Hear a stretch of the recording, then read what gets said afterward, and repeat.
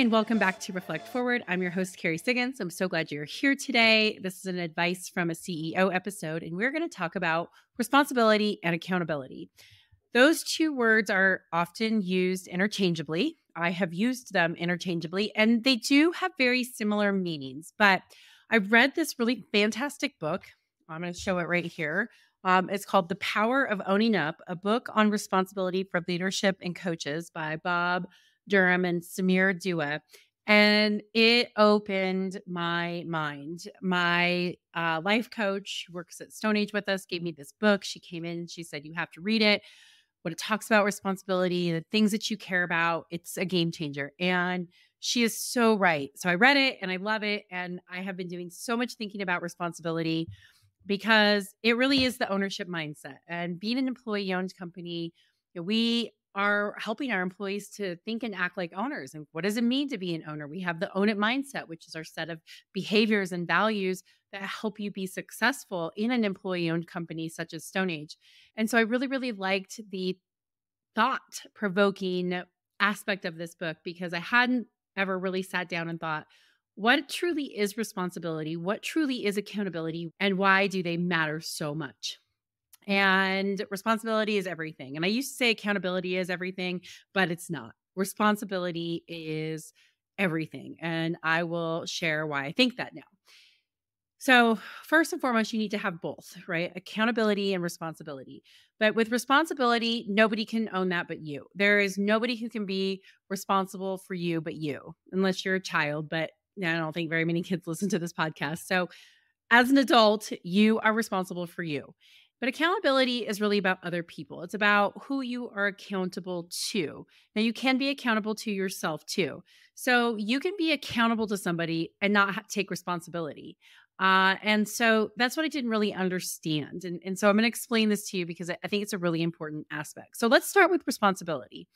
When we talk about responsibility, we are talking about what we're expected to do, our obligations, the commitments that we make to ourselves. It's about fulfilling our duties and being reliable. When we take on responsibility, we promise ourselves and we promise others that we're going to follow through on something. Now, responsibility can feel like a burden. A lot of people get resentful over a feeling of responsibility. But I think responsibility can be really empowering. A couple of weeks ago, I did this exercise with one of my YPO forum groups, YPO's Young Presidents Organization. It's a peer networking group. I love it. It's been game-changing, life-changing. And we did this exercise about the stories we tell ourselves and how those narratives have shaped who we are as human, both in positive ways and negative ways, because we all tell ourselves stories about what happens to us. And one of the questions was, think about the moments of inflection in your life and what happened. And I realized that the biggest inflection points in my life were always when I took responsibility for something. Always, hands down, no doubt. That is when I changed my life. When I decided I was going to go to Colorado School of Mines when I was in high school, getting in trouble. When I decided that I was going to leave Denver and move to Austin to start over. After I got in trouble in Austin and decided that that's it, I'm taking responsibility for my life and I'm moving back to Durango. When I got really, really tough feedback about my leadership style and I realized that there was truth to it and I took responsibility for it and I changed the way that I led. All of those are inflection points. And it's all about taking responsibility, saying, I choose to empower myself. I choose to choose. I choose to lean into the discomfort of the unknown future. I choose to lean into the discomfort of this feedback. I choose to own my actions, my decisions, my choices, and how they got me to where I am, especially when I wasn't in a good place. And so responsibility is this really, really empowering thing. And what I love in this book is that it explains that the opposite of responsibility isn't irresponsibility. It's actually blame. And this is so powerful. And I love that this book taught me this because it's so true. When we don't take responsibility for ourselves, for our actions, for our decisions, for our situations, then we are blaming a situation or we're blaming somebody else. And blame doesn't have to be like, oh, it's that person's fault. Blame could be like, there's nothing I can do. Blame can be like, I tried as hard as I could and I just couldn't fix it. Blame could be like, that's not my job, or there wasn't enough time, right? Those are all excuses, and it's blaming something other than yourself for the situation that you're in. And that might be a harsh way to look at it, but it is the truth. If you are not taking responsibility for every single thing that happens in your life, both good and bad, then you are disempowering yourself to actually do something about it. Until you decide that you are going to be responsible for your life, for your leadership, for your career, for how you show up day in and day out at work, then you are going to be in a victim mentality. You're going to be blaming other people or the situation for the situation that you're in. And that is an incredibly powerful thing, and something that I wish that all of us could figure out, that if we don't like the situation that we are in, when we take responsibility for it, we can change it. Now, it doesn't mean you can change other people, right? There might be situations that you just have to say, you know what, I can't change this, and this situation is not right for me. Therefore, I am choosing to do something else, whether that's a different relationship, whether that's a different job, whether that's a different boss, a different company. Whatever that is, you still have to choose what's best for you. You can't sit there and stay stuck, because then you aren't in the blaming mode. So I love this because responsibility is everything. If we all chose to step into our own power of responsibility, then we could fix so many things that are broken in our lives, in our workplaces, in our careers. But all too often, we don't want to do that, right? We think that it's easier to say, that's not my job. That's not my problem. I can't do that. I don't have the skills. I can't take that risk. It's not my fault. And it makes us stay stuck. So I love this because when we are trying to teach our employees to think and act like owners, what we're trying to do is to teach them to be responsible for how they show up every single day. Like, you can come in and maybe you are not happy in your job, and that is okay. Like, there are millions and millions of people who are out there, but you don't have to stay unhappy in your job, right? You can choose to come in and have a good attitude. You can choose to speak up. You can choose to suggest a way to solve the problem. You could choose to go look for another job. Right? There's all different things that we can do to not stay stuck if we step into responsibility. So I love that, because leadership is about responsibility. For example, I am a steward of my company and my employees, and I take this responsibility very serious. And I don't feel obligated to do it, and I don't feel burdened by doing it. I feel empowered and engaged to it. I embrace it wholeheartedly, no matter what happens, good, bad, whatever mistakes I make. Even the stepping into the unknown, right? We're making a decision and we don't really know what this outcome is going to be. But I care so much about growing this company and helping my employees achieve their dreams that I'm going to take this risk and try, that I am willing to go for it, that I'm willing to put myself out there. I'm willing to fail. I'm willing to have people not like me. I'm willing to have people say you're crazy, all of those things, because I feel that deep responsibility, even though I might not be able to completely control the outcome. I don't know what that outcome is. That's what truly caring about something means, and feeling responsible for being stewards of it. Okay, so that's responsibility. Now let's talk about accountability. Accountability is more about the outcomes and the ownership that we take over those outcomes and how they impact other people. So it's about how our actions, decisions, or inactions or indecisions affect other people. When we are accountable, we acknowledge that we have a role in results, whether those are positive or negative. So, for example, let's say that you're working on a project in your job with a team. You have a specific task to complete. You are accountable for making sure that it gets done on time and to the very best of your ability. If you don't fulfill this accountability, the project might suffer, right? You might let people down, you might miss a deadline, and your team members might have to pick up the slack. So you are accountable to your teammates for your role on that project. Now, you're still accountable to your teammates whether you take responsibility for your role or not, right? You could lean into full responsibility to say, no matter what happens, I am responsible for my role in this. I'm going to do the very best that I can. And I am going to drive for these results, even if I don't always know 100% what to do, or I'm not 100% sure that we're going to be successful. I feel responsible for making sure that I'm doing my part. And that's what responsibility is. Or you could be the opposite. You could say, well, my boss didn't give me clear direction. This timeline, totally unreasonable. And so on the team is not pulling his weight. So why should I pull mine? That is blaming, right? That is being a victim. That is not taking responsibility. Either way, you are still accountable for your role in the process. So that is the distinction between accountability and responsibility.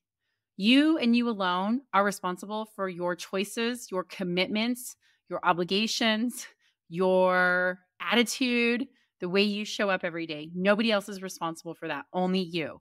Accountability, now you can hold yourself accountable to those things, but other people are going to hold you accountable too. And so accountability really is about other people and making sure that you are upholding those commitments for them. And so I love that distinction because they are two very, very, very different things. So I'm going to give a couple of other examples just to help you all understand. So the first one is, let's say something needs to change at work, right? It's not working, it's broken, and it needs to change. Now, if you're responsible, you can say, I'm responsible for my life, my team, my work happiness. I'm responsible for taking action in this. And therefore, I must act. And if you don't know what to do, instead of saying, well, I don't know what to do, I'm going to have to wait for somebody else to tell me what to do, you say, it's on me to figure it out. I am going to go figure out how to fix this. If you don't do that, if you say, well, I have to wait for somebody else, then you're in the blame game, right? So responsibility is, it's my responsibility to make sure that I feel fulfilled at work and that I am being part of the solution, not part of the problem. And if I don't know how to fix it, I'm going to go figure out how to fix it. That is responsibility. Now, accountability comes into your team, right? So as a leader, you're responsible for your team. One of the most important jobs as a leader is to help their teams fix problems, to help their teams embrace change. So if you have something that's broken on your team and you are a leader, it is your responsibility to fix it. And accountability comes into your team, right? So you are accountable to all those people on your team to fixing it, to addressing the issue, to making the changes necessary, to figure out what brainstorming looks like. So that's an example of that's an example of responsibility versus accountability when you need to fix something. All right, so the next one I want to talk about is responsibility for understanding. I think it's a really powerful aspect of self-leadership that many of us don't talk about, don't understand. And so I wanted to bring this up in this podcast because a responsibility for understanding really empowers you as a leader or as an employee to figure out how you fit into the company, how your role advances the mission, the vision, and the strategy of the company. So we tell our employees you're responsible for understanding. So for example, we are rolling out our strategic plan. We try to make it as easy as possible for everybody to understand. Is it simple? Is it clear? Do we tie people's work, everyday work, to the strategy? Are we doing our part to make sure that it's clear? But there is an equal part on our employee owners' behalf to also say, I have a responsibility to understand, which means that they have the courage to ask questions, to speak up, to say, I don't understand what we're doing that. I don't understand how my role fits into this. Can you please help me understand, right? I don't understand the budget. Let me dig in a little bit so that I can make better decisions. And that is a really empowering thing. And so this responsibility for understanding within the workplace, it's not talked about at all, but it should be, because if we all said, I take that on, that responsibility for understanding, then it would solve so many problems because people would speak up. They would ask questions when they feel that responsibility. When we don't feel that responsibility, right? It's easy to say, ooh, I'm going to get reprimanded if I ask that question. I'm going to get made fun of if I ask that question. My boss just doesn't do a good job of explaining it. Why would it change if I ask these questions, right? Again, that's going into the blame, that's going into excuses. And those things may be true. And they don't want to downplay the fact that there are crappy work environments where it isn't safe to have these types of conversations. But overall, I think if you say, hey, I've got a quick couple of questions about what all of this means, you can dip your toe in the water of being responsible for understanding and not do it in a way that is off-putting for people. And you will be surprised how much you learn.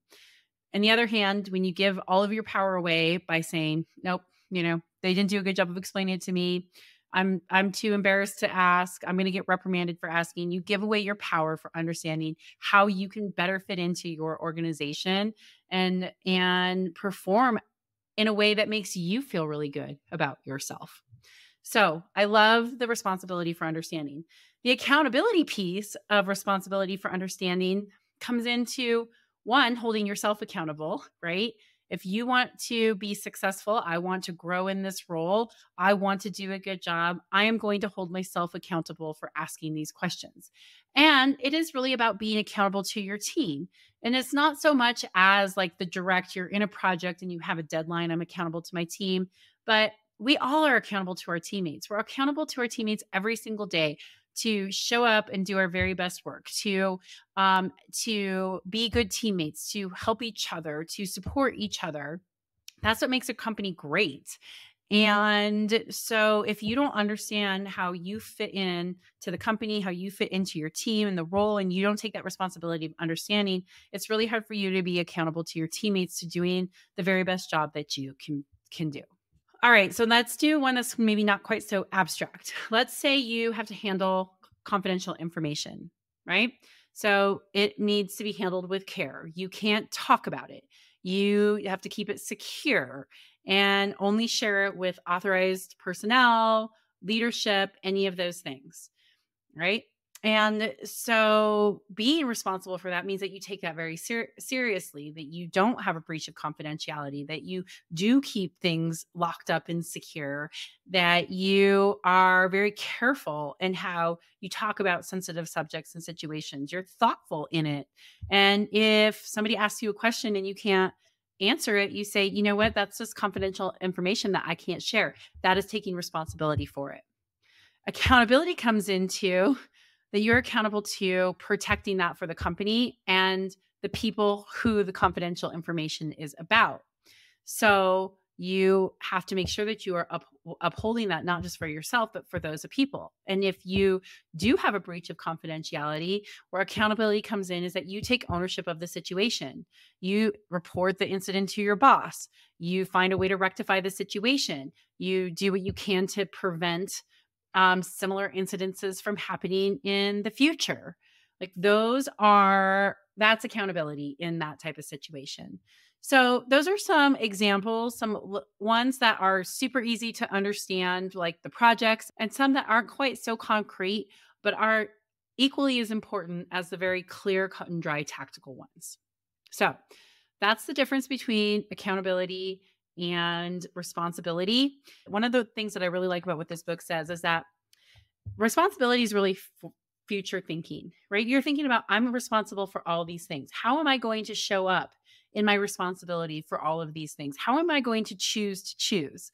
Where accountability really is a past, right? So did I uphold my commitment or not? Did I meet my deadline or not? Did I breach confidentiality or not? Did I let somebody down or not? And it's really rear facing. It's more historical, the accountability piece. So that's a really good way to look at it. Responsibility is the commitments that you're making to show up in a certain way, to do things in a certain way, commitments in a certain way going forward. And accountability is, did you actually uphold that responsibility? And you can look in the past and say, okay, yes, I was accountable or I was not accountable to this situation with these people. So I think that's a really good way to look at it. Now, I do want to briefly talk on the burdens that we feel with responsibility, because I think this is a really important thing, especially if you're a people pleaser and a yes person. Um, I definitely understand that. I have had a hard time saying no to a lot of things in my life. And then I would feel the burden of responsibility because I said yes to something that I really wanted to say no to. It is okay to say no. That is a choice. And you need to focus your responsibility on the things that are the very most important to you. As this book calls it, the things that you care about deeply, right? So I care deeply about being a great CEO, a great leader, about growing my company, about taking care of my employees, about being a great mom, about being a great wife, about taking care of myself. I like to read. I like to educate myself. I like to spend time with my mom. There are lots of things that I care deeply about. There are some things that I don't care deeply about. And I am not going to choose to commit my time to those things that I don't care deeply about. And it's okay. Let's face it. We don't care about the majority of the things that happen on this planet. And that's okay. That's the human existence, that we care about the things that we care about. So make sure that you take care of the things that you care about. It's a quote from this book. Take care of the things that you care about. Right. So for me, being a great mom, being a great wife, being a great daughter, being a great leader, being a great CEO, having strong business acumen, being a lifelong learner, those are all things that I care very deeply about and feel deep responsibility towards. And therefore, I make sure that I keep up my commitments and my obligations there. Things that I care less about, like maintaining a large circle of friends, right? No, I have a couple of super, super close friends, and that's all that I want and need in my life. And so if I get asked to go do something with an acquaintance, I'm probably going to say no unless it somehow feeds those other things. And that's okay. You have to have boundaries, because what you don't want is to feel obligated or resentful to the responsibilities that you have. Now, let's face it, we all have those things, right? There are all things that we have to do to be responsible adults that maybe we don't want to do, but we do it because it's the right thing. Like, for example, I don't know, balance your checkbook, right? I hate balancing my checkbook. I feel resentful every time I have to do it, but it is adulting. And you have to sometimes just adult to make sure that you are managing your finances so that you can create the financial freedom that you want in your life. And that's how I look at it, right? I am managing these things very carefully, not because I enjoy doing it, but because the outcome that I want is financial freedom. Therefore, I have to do these things that require discipline to be able to get to that. So there is adulting that has to happen. There is no doubt. But when you are thinking about how you spend your time and where you make your commitments in those non-adulting areas of your life, choose wisely.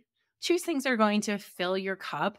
Choose things that you are going to feel good about, even if it's really hard to uphold that responsibility, because you know that you are taking care of something that you love deeply, that's truly important to you, even if it's hard.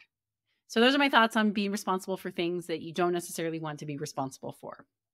Okay, so I hope that helps. I hope that was insightful for all of you. On to my question of the week. So my question of the week comes from a fellow YPO member. YPO, again, is Young Presidents Organization. It is one of the world's largest peer-to-peer executive networking, mentoring, experience share organizations. It's awesome. It's changed my life. It's helped me become so much better leader. Anyway, a fellow YPOer asked me during a leadership meeting that I was at, said, Carrie, how do you manage your anxiety? I am constantly feeling anxious about things. How do you manage your anxiety? And that's a really good question. I've worked really hard on learning how to manage my anxiety. And to be honest, I don't get anxious about much anymore, but I used to be anxious about so many things. And part of it is just who we are as human beings. Some of us are more tightly wound. Some of us feel anxiety deeper. Some of us worry more, right? Those are just inherent things about our personalities, or they come from, the way that we were raised, childhood trauma, all of those things that have shaped us to who we are. So I definitely used to feel a lot more anxious than I do. And I think that part of it is that I've done a lot of work on like, how do I let things go? How do I go with the flow a little bit better? How do I worry about things that are in my control and not things that are out of my control? And so, I think the point of all of this is that if you do the work, you can definitely manage your anxiety better. Is it going to go away? Absolutely not.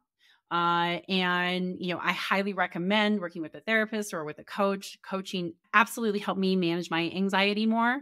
But it's so worth trying to get under control because it can suck the fun out of life when we're feeling anxious about things. So when I do feel anxious, there's a couple things that I do. First, I write down, I journal. Like, why am I feeling anxious? Like, what is really going on? What is it that I'm most worried about with this?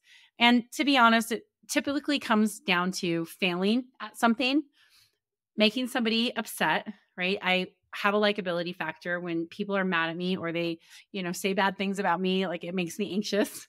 And so I understand that I feel like I'm taking those things personally.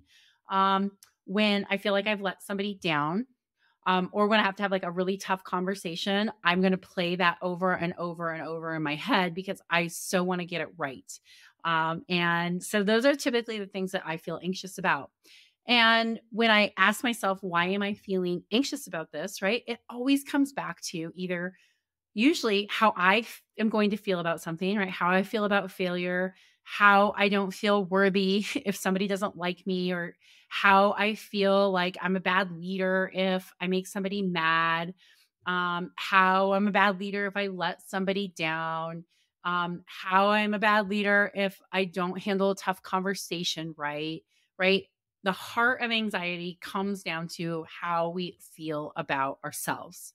So once you can name, like, I'm worried about how this is making me feel or what this means for me, then you can start to unravel that. You can start to unpack what's going on.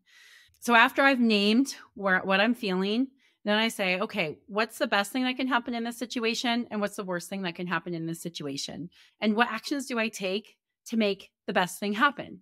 And what actions do I need to take to make sure that the worst things don't happen? Action is the fastest way out of anxiety, in my opinion, right? We can sit there and spin and spin and spin and spin on things that are most likely not going to happen, not likely going to come true. And a little bit of action can help. Another thing I get anxious about is having so much on my to-do list and not being able to get it all done. And again, it comes back to that I'm going to let people down, or I'm not going to be a good leader if I don't do these things. And so in those situations, it's like, what's 3 small things that I can do right now to help move the needle? And then I do that. And then what's a list of the things that I'm going to do tomorrow to move the needle? Okay, I feel good. I can do those things. I can make that commitment to those 3 things. And a little bit of action helps pull me out of anxiety. Action, action, action is my advice. That might not work for everybody, but that's what works for me. I also go for a walk, go for a run, exercise, right? Exercise for me is such a great way to deal with anxiety. Right? I can just like get it all out. And so I highly recommend moving your body if you're feeling anxious about something. And then deep breathing. There's so much power in breathing. My last CEO episode was on mindfulness, and boy, there's nothing like a couple deep breaths. And I just did this with my son. He was feeling super anxious about something the other day. And so I said, what's the best thing that can happen? The worst thing that's happened? What's one thing that you can do right now to make yourself feel better? We talked through that. And I was like, okay, let's just take a couple deep breaths. We're going to take 10 deep breaths together. And so we did it. And by the end of that 10 deep breaths, he's like, okay, I've got this. I can do this. It was so amazing to just watch the calm come over him with deep breathing. It really, truly does work for any of us of all ages, just taking a couple deep breaths. So those are the things that I do when I'm feeling anxious. Hopefully that helps. But my best piece of advice is take a little bit of action. Understand where it's coming from, and then take action. Take smart, cool, calm, collected action. Not action in a frenzied, upset way, right? Freaking out about something never makes anything better. Like literally, it never makes anything better. Not for you, not for the people you freak out on. So how do I come to this with a cool, calm and collected space to take one small step to work on the thing that I'm feeling anxious about. So that's my tip. Hopefully it helps. Thanks for asking. All right. So that is it for this episode of Reflect Forward, Advice from a CEO. I hope that it was helpful for you. If you like this podcast, please write a review, rate it, share it with a friend, go subscribe to my YouTube channel. I always appreciate it. It helps with the algorithms and hopefully gives you a little bit of inspiration on how to lean into this very difficult, very inspiring, very empowering journey of leadership. Thanks. See you next week.